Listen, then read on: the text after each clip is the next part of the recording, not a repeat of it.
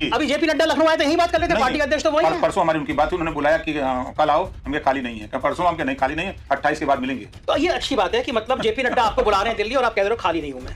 सारे माफिया आप ही की पॉकेट में क्यों रहते हैं? एक जेब में ब्रजेश सिंह, एक जेब में मुख्तार अंसारी। एक 56 लेके 47 लेके हिला 20 मिला इधर कौन पार्टी वाले हम लोग यहाँ बैठा रही। मतलब तो बचाई के आपने मुझसे कहा था जेल में राजनाथ सिंह ब्रजेश सिंह से मिलने का, ये आपने मुझसे कहा बिल्कुल। था। आज भी मानते हैं आप इस बात को? हम बिल्कुल मानते हैं। लोग कह रहे हैं कि योगी आदित्यनाथ के ब्रांड 3 लोग थे जिनकी वजह से योगी आदित्यनाथ बने। उन्हें अतीक अहमद को निपटाया, उन्हें मुख्तार अंसारी को निपटाया, उन्हें आजम खां को निपटाया। जिस आदमी को पंजाब से लाके जेल में बंद किया, माफिया मुख्तार अंसारी, उनका बेटा राजभर की पार्टी का विधायक है। जेल से छूट के आ जाएगा, एनडीए की मीटिंग होगी, रैली में इधर योगी आदित्यनाथ की कुर्सी लगी होगी, उधर मुख्तार अंसारी के बेटे की कुर्सी लगी होगी, क्योंकि वो भी एनडीए का हिस्सा है। और आप चाहते हैं कि योगी आदित्यनाथ आपको मंत्री बना दे। नमस्कार, मैं हूं संजय शर्मा, आप देख रहे हैं 4PM न्यूज नेटवर्क। ट्रेन का टिकट कराया होगा कभी, तो आपमें वेटिंग आता है और फिर आप ट्राई करते रहते हैं वेटिंग कब खुलेगा, आपकी ट्रेन टिकट कब कंफर्म हो, सीट कब कंफर्म हो। ये बात है रेल की, लेकिन आजकल उत्तर प्रदेश की राजनीति में भी एक शख्स की वेटिंग लाइन लंबी होती जा रही है और उस शख्स के चक्कर में उत्तर प्रदेश यानी लखनऊ और दिल्ली के बीच तलवारें भी खींचने की नौबत आ गई है। दिल्ली चाहता है कि यह शख्स जल्दी से मंत्री बन जाए, झोला भर के वोट इस शख्स के पास है, पूर्वांचल में कई सीटों पर असर डाल सकता है। और उत्तर प्रदेश के मुख्यमंत्री तुले हुए हैं कि इन्होंने मेरे लिए जो जो बोला है, पहले मैं उसका हिसाब साफ करूंगा और उसके बाद इनको मंत्री बनाऊंगा या नहीं बनाऊंगा। अब इस जंग में यूपी जीतेगा या दिल्ली जीतेगा ये तो मैं नहीं कह सकता, लेकिन मैं उस शख्स से बात करने आया हूं कि जिसके चक्कर में यूपी और दिल्ली में ये जंग चल रही है। तो मेरे साथ है ओपी राजभर जी। ओपी राजभर जी, बहुत दिनों से इंतजार थे कि आप हमारे दोस्त हैं, आप मंत्री बनेंगे, सबसे पहले लड्डू हमको मिलेंगे खाने में। तो ये वेटिंग अभी कितना और लंबा चलेगी? देखिए, वेटिंग डीआरएम के यहाँ जब एप्लीकेशन जाती है पीआईपी की तो कंफर्म हो जाती है। तो आपकी तो लगी हुई है वहाँ पर डीआरएम में। तो जल्दी कंफर्म हो जाएगी। ये बात तो कई महीनों से कह रहे हैं। नहीं, हम नहीं कह रहे हैं। ये सूत्रों के हवाले से जो खबरें चैनलों पे चली हैं, कोई ऐसा ऑथेंटिक न्यूज राजभवन से या मुख्यमंत्री ऑफिस से ऐसा नहीं है कि फला तारीख को मंत्रिमंडल का विस्तार होना है। ये सिर्फ सूत्रों के हवाले से अपना जहां से लोगों को मिल गया बता दिए। लेकिन मुझे जो जानकारी है कि जब तक मैं दिल्ली नहीं जाऊंगा, बात फाइनल नहीं कर लूंगा, तब तक विस्तार नहीं होगा। ये मुझे तय है, क्योंकि मेरे साथ सीटों का भी मामला है और कार्यक्रम कैसे कैसे करना है, किसको किसको लेके करना है, सारी चीजें हमको तय करनी है। क्योंकि पिछली बार की गठबंधन में जो दिक्कतें थी उसको दूर करना है। और हम इधर चूंकि अपने कार्यक्रम को लेकर के यूपी और बिहार 60% समय हम बिहार देते हैं, 40% यूपी को, तो हम अपने संगठन को धार देने में लगे हैं। हमारे पास समय नहीं मिल पा रहा है कि हम दिल्ली जाएं। देखिए यार, ना तो मैं यकीन करूंगा और ना मेरे दर्शक यकीन करेंगे कि आपको मंत्री बनना है, आप दिल्ली जाएंगे और बातचीत होगी, फाइनल हो जाएगा और आप दिल्ली नहीं जा पा रहे हो कि आपको बिहार जाना है, यूपी जाना है। जिसको मंत्री बनना होता है वो पैदल चल के दौड़ के चला जाता है दिल्ली। आपके पास तो हवाई जहाज भी है, गाड़ी भी है। आपको पता है कि मंत्री के अगर हम लालची होते तो 2 ही साल में पिछड़े दलित वंचित शोषितों को अधिकार को लेकर के मैंने रिजाइन दे दिया था। है कोई प्रदेश में ऐसा नेता जो मंत्री होते हुए रिजाइन दे दे? ऐसा कोई नहीं मिलेगा। वो तो आपने इसलिए दे दी थी क्योंकि मुख्यमंत्री आपकी सुनते ही नहीं। मुख्यमंत्री सड़क तक खुद बनानी पड़ती थी, फावड़ा। वो बात सही आपकी। तो फिर क्या कि मंत्री 2 बार पंचायत, मैं सामाजिक न्याय समिति जो 27% पिछड़ों के आरक्षण को लेके 2 बार वर्तमान गृह मंत्री माननीय अमित शाह जी 2 बार लखनऊ आए, 2 बार पंचायत हुई। पंचायत के बाद तब माननीय राघवेंद्र सिंह के नेतृत्व में कमेटी बनी, रिपोर्ट भी आ गई। जब रिपोर्ट आ गई तो हमने कहा इसको लागू करो। तब फिर उधर हुआ कि रोहिणी आयोग का गठन हम लोगों ने कर दिया है और राष्ट्रीय स्तर पे इसको लागू करूंगा। हम कहे भैया, हम प्रदेश की बात करते हैं, हम देश की राजनीति में नहीं। हम प्रदेश में अगर आप यहाँ नहीं लागू करोगे तो हम चले अपने काम में, आप अपना काम करो, सरकार चलाओ। मैंने रिजाइन दे के दिल्ली और लखनऊ आकर के दे दिया कि हम जा रहे हैं, छोड़ दिए। तो ना तो वो 27% आरक्षण वाली बात रोहिणी कमेटी अभी तक पेश हुई, ना वो मांगे, तो फिर आप क्यों वापस बीजेपी में आ गए? रोहिणी आयोग की रिपोर्ट तैयार हो गई है, 5 सदस्यीय टीम उसमें समीक्षा के लिए गठित हो गई है पूर्व राष्ट्रपति जी के नेतृत्व में। तो वो काम जल्द ही उस पर अमली जामा पहनाने की तैयारी हो रही है। पूरी सरकार निकल गई, 4 महीने बाद चुनाव है। चुनाव से पहले तश्तरी में, जैसे राजस्थान में 450 का सिलेंडर मिल रहा था, बाद में कह दिया कोई सिलेंडर नहीं मिल रहा। जैसे 15 लाख खाते में आ रहे थे, कोई खाते में नहीं आया। जैसे 2 करोड़ नौकरी मिल रही थी, कोई नौकरी नहीं। तो ये नेताओं के जुमले हैं जो समझ में आ गए। लेकिन आप तो पिछड़ों की बात करते हैं। जब 4.5 पौने 5 साल में रोडी कमीशन रिपोर्ट नहीं पेश की गई, चुनाव में 4 महीने बचे हैं, तो ये क्या पिछड़ों को धोखा दे रहा है? आप धोखे में शामिल हो रहे हैं? नहीं, देखिए, धोखे में हम शामिल नहीं हो रहे हैं। हम जानते हैं कि जब बिल्ली गर्म दूध पीते समय जल जाती है तो माठा भी फूक फूक के पीती है। राजभर जी माठा फूक फूक के पी रहे हैं। नहीं तो कहिया मंत्री बन गए होते। नहीं, लेकिन हमने करने में साफ साफ कह दिया है कि जब तक हमारे फैसले नहीं होंगे तब तक हम शपथ नहीं लेंगे। अच्छा, कौन से फैसले आपके? बिल्कुल, देखिए, पहले तो सीटों का मामला है। ठीक है। जो मामला रोहिणी आयोग का है, एक मुद्दे पे आते हैं। कितनी सीटें मांग रहे हैं राजभर जी? हमको सीट बहुत नहीं, हमारा कम से कम हमारा प्रयास हो रहा है कि प्रदेश में पार्टी को मान्यता प्राप्त दल कराने के लिए 3% सीट हमको लड़ना पड़ेगा। कितनी होती है? 3%? तो वो 3 सीटें होती हैं। एक पे आपका बेटा लड़ेगा, एक आप किसी ऊंची जाति को दे देंगे। लोग कहते हैं आप और संजय निषाद जी बहुत झोला भर के पैसे लेकर सीट दे देते हैं। 17 सीटें अखिलेश जी ने दिया था।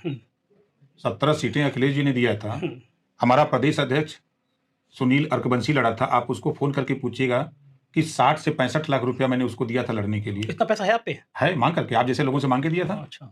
उसके बाद मैं खुद लड़ा था, मैंने कितना पैसा दिया, मेरा बेटा लड़ा कितना। इसके अलावा 3 के अलावा 14 सीटें पर प्रत्याशी खुद अखिलेश जी के थे। झगड़ा हमारा जो उनका था, 14 प्रत्याशी अखिलेश जी के हमारे सिंबल पर लड़ाने के लिए अखिलेश जी ने दिया। तो झोरा कहां भरा? अच्छा, उसमें से जितने आपके प्रत्याशी थे उसमें पिछड़ी जाती है? 3 थे। नहीं, हम तो 3 थे। एक अर्कबंसी लड़ा, 2 राजभर हम लोग लड़ गए। बाकी 17 में पिछड़े कितने थे? ऊंची जाति कितने थे? अब उनके ऊपर निर्भर था। उन्होंने टिकट दिया, एक चौहान को दिया, रसड़ा चौहान को दिया, सामान्य वर्ग को दिया जफराबाद। उसके बाद सीटें सुरक्षित सब थी, चाहे वो बस्ती की सीट हो महदेवा सुरक्षित, चाहे वो चलिए उसको पिछड़ा भी दिया। अभी हम आज का बताते हैं, आपने शर्तें रखी। पहली शर्त कि 3 सीटें राजभर जी को चाहिए। दूसरी शर्त पिछड़ी जाति। देखिए, जो रोहिणी आयोग का गठन हुआ है उसकी रिपोर्ट समीक्षा हो रही है, उस पर हो जाए कि इसको कब तक लागू होगा। तो ये तय बात है, घोषणा कर रहे हैं आप कि जब तक रोहिणी आयोग की रिपोर्ट नहीं आ जाएगी, समीक्षा नहीं हो जाएगी, लागू नहीं हो जाएगी, तब तक राजभर शपथ नहीं लेंगे। उसको लागू करने के लिए जैसे समीक्षा हो रही है तो उसका कोई आधार होगा, डेट होगा ना। भाई इतने दिन में समीक्षा हो, जैसे रोहिणी आयोग का गठन हुआ तो रिपोर्ट आने में सालों लगे। हाँ, सालों लगे। तो रिपोर्ट आ गई, अब समीक्षा हो रही है तो समीक्षा में एक समय होगा ना कि 4 महीना 6 महीना 8 महीना। तो टाइम ही नहीं है दिल्ली सरकार को। नहीं है टाइम, क्यों नहीं? अभी चुनाव हो जाएंगे फिर तो। चुनाव से हमसे क्या मतलब है? हमारा मकसद उत्तर प्रदेश से राजनीति से है। रोहिणी कमेटी की समीक्षा इस सरकार में पूरी हो जाए, ये आपका मानना है या नहीं है? ये शर्त में शामिल है या नहीं है? नहीं है। तो ये मैं यही लाइन आपसे कह रहा हूं कि जब तक रोहिणी कमेटी की समीक्षा नहीं हो जाएगी, सरकार पेश नहीं कर देगी, तब तक घोषणा है कि ओपी राजभर जी मंत्री नहीं बनेंगे। नहीं, मेरी घोषणा ये है कि रोहिणी आयोग पर समीक्षा जो हो रही है वो समीक्षा कब तक पूरी हो जाएगी? बस एक लाइन बता देंगे वो कह देंगे हाँ जल्दी पूरी हो जाएगी। नहीं, जल्दी नहीं, उसका टाइम बताइए। आपको फिर कह रहा हूं, आपको कितना समय चाहिए? आपको नहीं, उसको लागू करने के लिए समीक्षा में जो टीम लगी हुई है उससे भी हमारी बात हो रही है, उसमें से लोगों से। आपके मंत्री बनने से पहले समीक्षा की बात, समीक्षा की रिपोर्ट आ जाए उसके बाद ही मंत्री बनेंगे, हाँ या ना? नहीं, समीक्षा कब तक कर लेंगे उसकी डेट तो बता दें। अच्छा, डेट नहीं बताएंगे तब तक बता देंगे। अगर नहीं बताएंगे तब तक मंत्री नहीं बनेंगे। शपथ है ना ये आपको? बिल्कुल बात है। अच्छा, तो दूसरी बात ये होगी, पहली बार 3 सीटें, दूसरी बार रोहिणी कमेटी की रिपोर्ट, तीसरी शर्त क्या है? देखिए, तीसरी शर्त हमारी है कि एक हाई कोर्ट का आदेश है।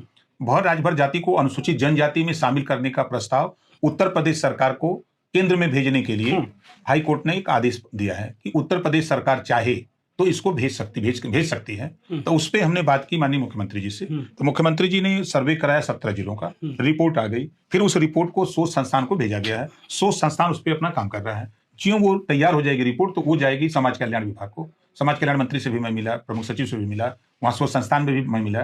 तो ज्यों आ जाती है तो वो रिपोर्ट यहाँ से चली जाएगी। तो रिपोर्ट जाने के बाद तो फिर दिल्ली चुनाव तब तक सांसद हमारे वहां पहुंच जाएंगे। ठीक है, ये रिपोर्ट हाईकोर्ट ने आदेश कब दिया था? ये आदेश हुआ था 22 नवंबर 2021 को।